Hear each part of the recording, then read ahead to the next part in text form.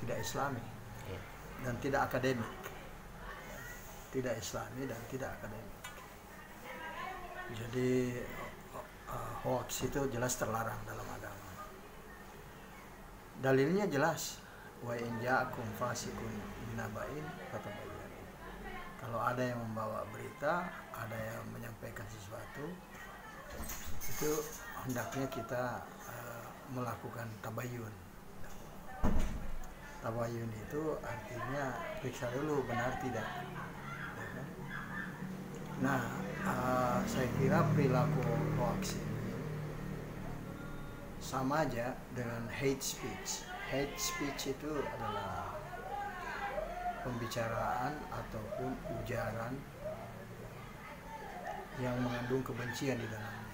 Kita benci sama orang. Sebenarnya kita benci sama orang itu perilaku yang tidak, sama sekali tidak positif dan tidak efektif, karena sumbernya itu di dalam dada kita. Dada kita ini adalah nur, cahaya. Dalam surat Asy-Syura ayat 52 dikatakan yang ada dalam dada kita ini adalah ruh. Ruh itu adalah cahaya, dan itu yang mencatat seluruh perilaku kita, perilaku hati yang terbungkus itu. Yang membungkus hati itu, karena hati itu adalah cahaya, yang membungkus itu, yang mengitarinya, itulah yang merupakan, yang menimbulkan hal-hal yang negatif, yang menyulut kita untuk berbuat sesuatu yang negatif.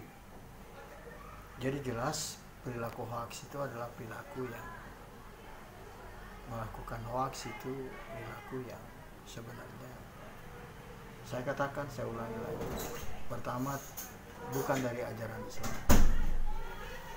Yang kedua itu sebagai akademisi dia bukan perilaku akademik sama sekali jauh. Karena kalau kita akademik, kita harus pure, kita apa adanya gitu.